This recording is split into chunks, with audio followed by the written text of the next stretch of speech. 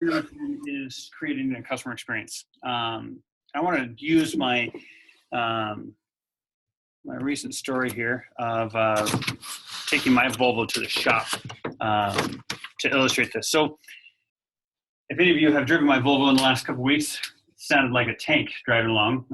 Didn't sound all that fantastic. So I took it in there to have some work done. And for the most part, had a really good experience. But for the most part, I want to go over kind of the timeline of what happened there. So on Tuesday, I took the thing in, and the staff was extremely friendly. They did what we needed to do. We took the car for a test drive. That was all great, and the guy was very amicable and aware of what was going on there. He listened to my ideas. He actually started off saying, well, what do you think is wrong with it? What have you heard so far? And we discussed those, and we eliminated some and discussed others and what the idea was. When we got back to the shop, he put it on and lift outside right away. We took it in the air. He and I looked at it together a little bit, discussed what we did know and what we needed to still find out. And it was obvious at that point that we needed further diagnosis to figure out exactly what was wrong. And so he said, all right, I'll get it in on the lift. Should be in there by tomorrow.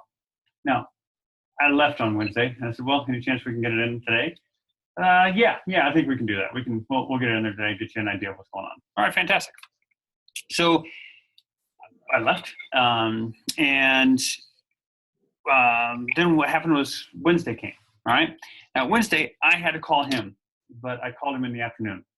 All right. So I'm on my drive up north at this point, and when I called him, it had not been looked at, and nobody had any information for me.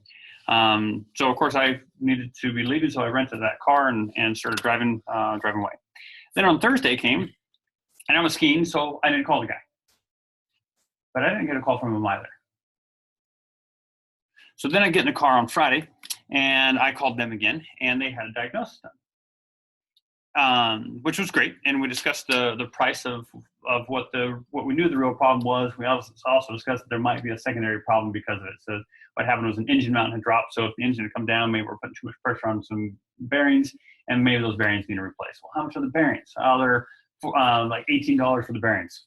How much is the labor? 45 minutes. Totally do it. Absolutely. It's not even worth trying to get it back in the second time and get it done for me. So great. We'd fix them both. So at this point, what are the things that, let me ask that question. Who's put in more work in order to communicate the solution, communicate the problems? Who's put in more work on this one? You know. I have. You've made more calls. Yeah, I've made more calls. I've made more effort to get into communication. Now they've done the work of figuring the things out, sure. But as far as communicating the problem, solution, it was on me. It's a burden. All right. So on Monday, so we continue on. And so that was Friday. We decided what was going to happen. On Monday at 11 o'clock, they left my voicemail, said, hey, it's done, but I've got another question for you. Why don't you give me a call? So about noon, I gave them a call. And the issue that second issue that we thought was totally unrelated, and the issue that he had called saying, I've got a question, it was unrelated. So we went on. But I had asked him about the second problem that we had identified originally. I said, hey, what about that? Where are we at? He had no idea about it. He had no idea what we were going to talk about. So he said, yeah, let me find out. I'll check, and I'll give you a call right back on it. To figure out what was going on. So I kind of found that was a little odd that he didn't have... This is the same guy you talked to. Yeah, same guy. He didn't have the information on it. It wasn't in the notes. It wasn't discussed. It wasn't in the part that he said he was going to order.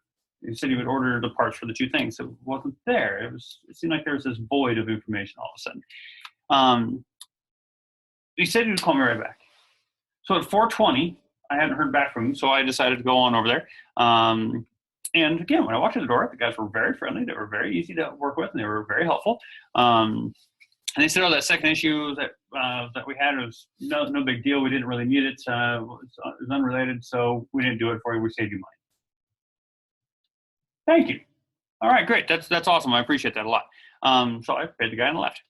Now, when we look at creating the customer experience on this sort of thing, what did they do well? Your initial experience of walking in and breathing in. And actually, and even the second time that I came back, when I was in the building, they did that part great. The technical stuff is obvious. Well, is perhaps done well. We hope. Knock on wood. But they seem to be confident in that aspect of it.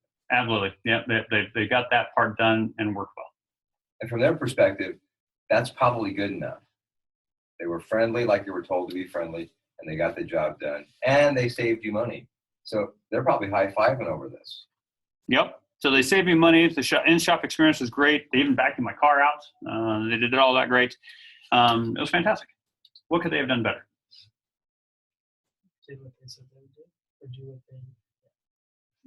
Which, to be specific, what was what? Like that first time, they said they'd call you with the first, they'd call you back the next day or whatever. Because he said you wanted to get in earlier is what he wanted. He said sure, and then they never followed up with you, so you didn't know.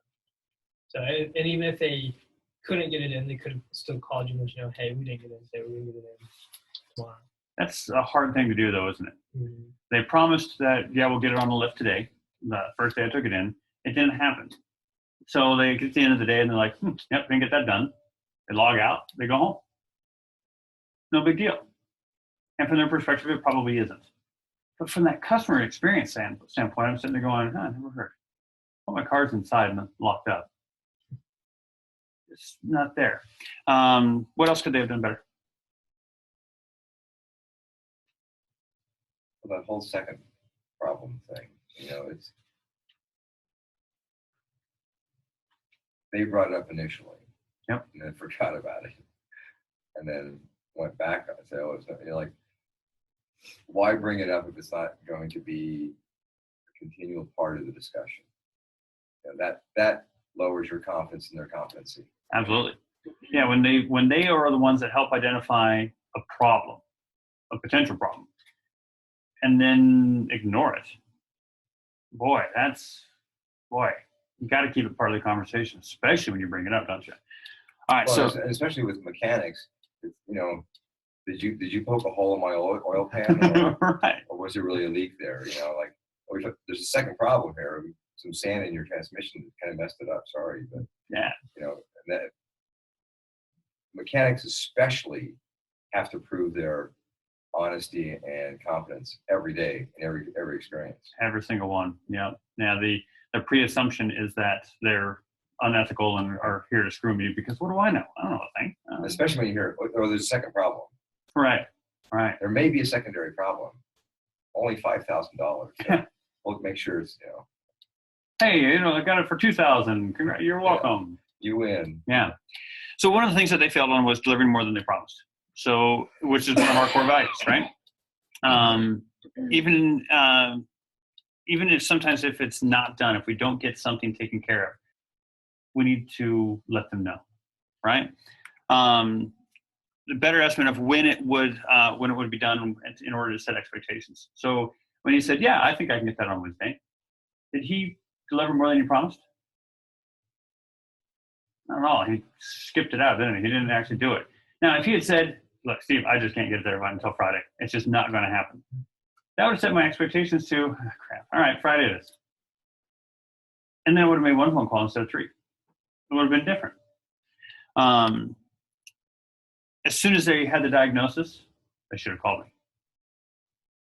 Now, it could be that their system was, hey, we're going to batch up all of these, and I'm going to make a bunch of phone calls. I get that. But, man, when we end up making the phone call and saying, hi, I've got the diagnosis done, oh, man, that just changes the experience because I'm saying, do I have to do this every single step of the way? Or are you guys going to pony up and get on the stick here at some point? So there's all those different touch points that they could have done. So let's look at the tools and systems that they had in place. What do they have in place to help them do the things well?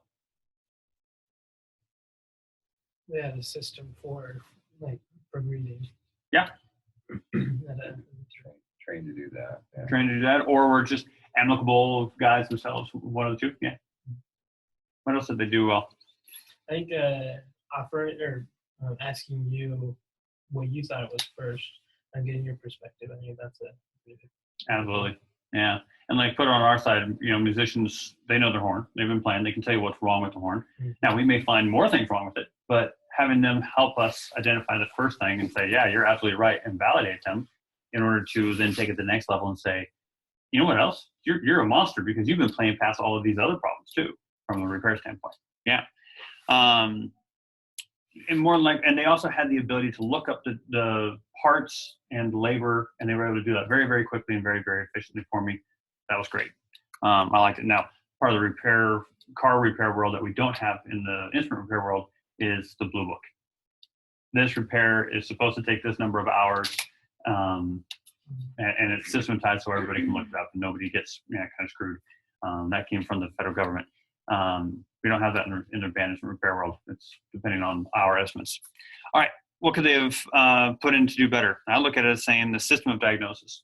Tools, maybe, but unlikely. Resources in order to say, here's the resources that we have available to us. Here's the time frame that we have. Here's the work log that we have. Here's where I think this is going to happen. That would certainly could have been better. In order from a customer standpoint, it could have been better. For them, it's probably operating just fine. Probably getting everything taken care of, no problem. But from a customer standpoint, in creating that experience, having a little bit better wherewithal to get things through that would have been better. And then for them, a commitment to do better. If they had said something, if they had the personal wherewithal and commitment to do it, they would have followed through with it. But again, they've kind of found some complacency that said, hey, we're doing okay. We got the work done. We did it in under a week. Hey, we're doing awesome. But they're missing the fact that they may have made some promises that I had to follow up on instead of them in order to get this thing done. All right, so let's use that analogy and then let's come back and look at ourselves. So what are the things that we do well? From a repair standpoint, from a sales standpoint, from customer interaction with band and orchestra director standpoint, what are the things that we do well? I think the in-store customer interface is excellent. I mean, everybody is very friendly and excited when people come in. And I think we've been trained and scripted to say good things when they come in. And I think everyone in the store has a pretty high level of music appreciation. Sure. Like when Scott Emmett was here yesterday, I had to come out and listen to him because he's such a great guitarist. Yeah. What's his name? That's Scott. Scott, my good friend Scott. He did 2 cello concerts on Saturday because our friends from Colorado City wanted him to. And so he just sat down and played some amazing things that he had from memory still. And, and that's, you don't get that at Guitar Center. No. So I think we do that well. I think we interact and Steve especially is, you want to help them get what they need. And you've got all this great knowledge about which flute and which cello and violin and all that kind of stuff. So, and again, that's mostly bowl. Customer service way above anybody's expectation, I think. So okay. I think the customer interface at the store is excellent. All right. I think kind of piggybacking off of that is just providing a higher quality of service and product as well. Because there's other music stores that, like your typical music store, is just kind of grimy, and it just has that feel in every aspect. So I think we deliver just a higher quality and higher expectation in the overall music store service as a whole. Okay. Occasionally it's a little grimy. It's like I've been to the other stores. Yeah. What else? What about systems? Do we have good systems? Well, I think the rental contract system, as glitchy as it might be, is a really great system. Keeping track of all that information, there's a lot of fingers in the pie, but it's not a simple thing to do. No. So I think our systems are good and they're constantly improving. And I think it's just what we're doing. Yeah. All right, so here's my list. In-store experience is typically good. We're friendly, helpful. That's great. Schools get the needed billing information. So Lightspeed does a really good job of helping us do a quote, get it out to the school, take that to an order with a purchase order, and invoice that eventually. And I think that system is pretty solid when it's run right. I think that's great. We do good work, and we have good product. Our computer system flows well and helps us communicate. But it doesn't communicate for us, does it? It helps us. All right. So then let's look at the human interaction part. Where does a human interact? Where do we have human interaction with our system? Where are the touch points that we have to make sure we're aware that, like for the car shop, it was, hey, we got the quote done and never called me. Where are those touch points in our system? There's lots of them. I mean, so when you're creating an invoice, anytime you put information, like customer information, into the system, I think is that. Yep, absolutely, yeah. So we're making sure that the invoice and the information on the invoice is correct. What else about that invoice? What are the other aspects that aren't automated that we have to touch? Like sending them a receipt. You have to actually send a receipt. You have to click the button, don't you? Mm-hmm. Okay. Back up further in the system. Invoice is the last step of the system. Back up further in the system. Where are the other touch points? Orders and quotes, sending them out to the customers. Send them out to the customers, getting quotes done for the customers, following up with the customers, making sure that we're trying to convert those quotes into sales. Orders. Let's take orders. So somebody does an order for us. Where are the touch points on that? Well, if it's me, I have to pass it on to your catering, so that's and then that order gets created and then gets sent back out to me and to the teacher, and then follow up with them. There's a whole, they're all over the place. All over the place. Has to get put on a purchase order. Once the purchase order is received, then Taylor, what do we do with that? Once the purchase, so we've got the order put on the PO, the PO is placed. Now we get the product into the store. Now what are the touch points? Have to actually receive it. Call them. What happens if it sits in the drawer and they haven't come picked it up? We got to call them again, don't we? All right, so let's go look at those. So cost estimates or quotes. So cost estimates for repairs or quotes that we're trying to do. Getting approvals on the repair or on the quotes. Back orders pending. So we have something that's been put on a PO, but it hasn't been received yet. Well, there's a great opportunity right then and there to call the customer and say, hey, I'm aware of you, but the instrument, the product, the book, the sheet, whatever, isn't here yet. Back order's not picked up yet. Saying, hey, remember you got this thing, you love it, so why don't you get on here and get it? Sales processes or the system of the sales. So how do we actually, customer comes in and we've walked through the system. I sent out an email on this one this week. We've got a 1-star review.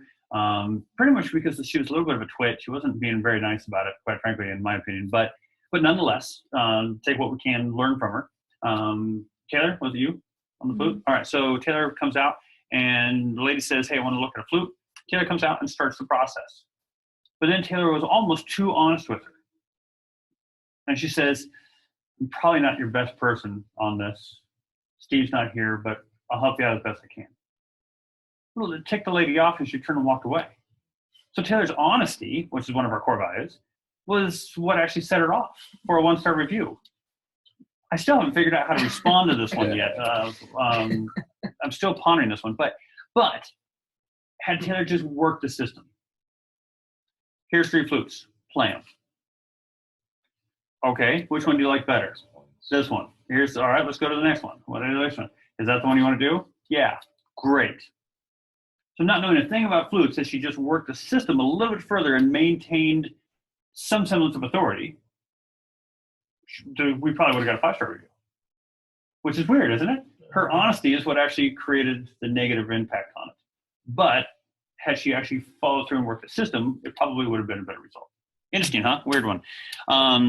Rental payment failures. Anytime that the ARB doesn't go through or they haven't paid us, that's another touch point that we have to go back out on the customer. Collections, a bajillion touch points with them on trying to hold their hand.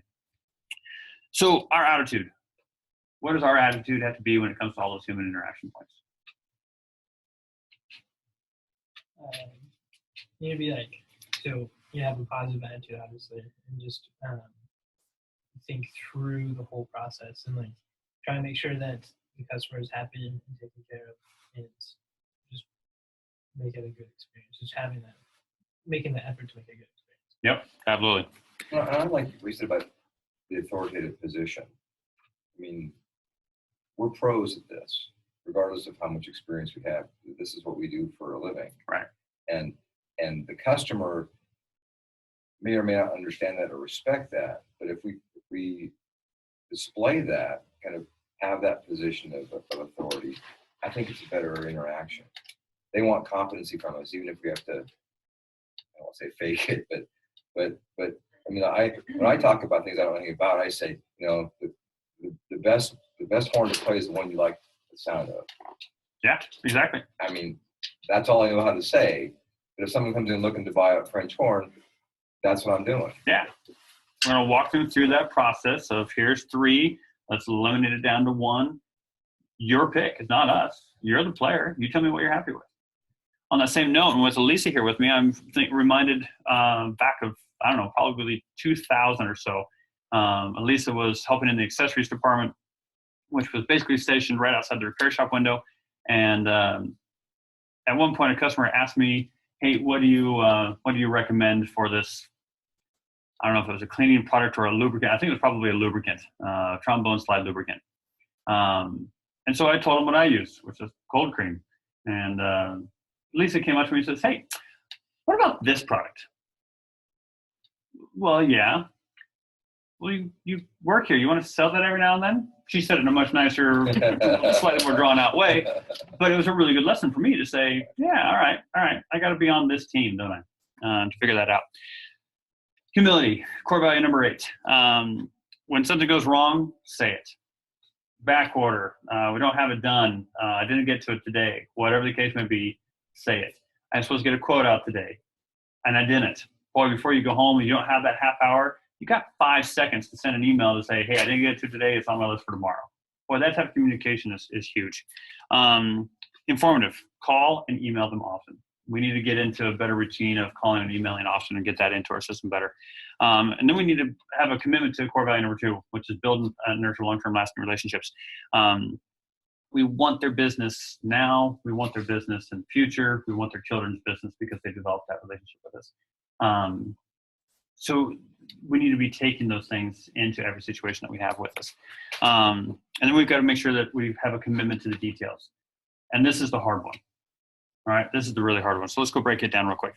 So the tools in which we have in order to make those details easier, setting calendar events. I can't tell you and stress this enough. I know I beat this one and harp this one all the bloody time, but I can't stress it enough. Use your calendar as a tool.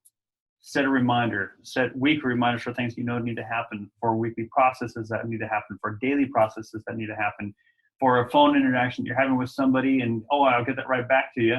Or right then and there, before you even hang up the phone, be writing that note saying, I need to call this person back. That way, at the end of the day, you've got your calendar there as a checklist to make sure you've got everything done. Don't go home until all the customers are served. If you've got something that you promised today, make a touch point. It may not be to completion, and I admit that. It may not be to completion, but make a touch point. Emails, phone calls, whatever it takes to just have that human interaction so they know they're not forgotten. Make the interactions the first part of your day. In other words, if you know, like let's take Scott on the repair side. If we've got diagnoses that need to be done, that probably needs to be the first thing, and reach out to them right away. That's what we're doing. When we have orders coming in, probably the first thing we need to get taken care of is that we have orders going out. Quotes needs to be the first and last thing for me to make sure we've got that information out so they can actually buy stuff from us. What are those first interactions that we need to make sure that we're there? And then a commitment to customer service is our number 1 priority. Yeah, we've got lots of other things. We've got the audit going on right now. We've got displays to get taken care of. We've got product to grab and pull out for the next person. But our number 1 priority is that relationship that we've already started building, positive or negative at this point, that we've already started building with that customer. That's our number 1 priority. We've got to be committed to it. All right, so this is core value number 4, of course, right? This is what this is encapsulating, is continually redefine the rules by embracing change, right? You've got, the system is going to change, the scenario is going to change for every customer, what we need, how we need it. Does it flow straight through? Does it take the entire flow of Lightspeed work system to get it done? We've got to make sure we grab a hold of that. And when we recognize through experiences like my car experience this weekend, that maybe there's a better way to do it, and that we need to get back on the boat, great. It's time to get uncomfortable again. It's time to really recommit to doing things better, and being able to find ways to make those changes and make them happen. And that is definitely part of core value number 10, which is creating a customer experience.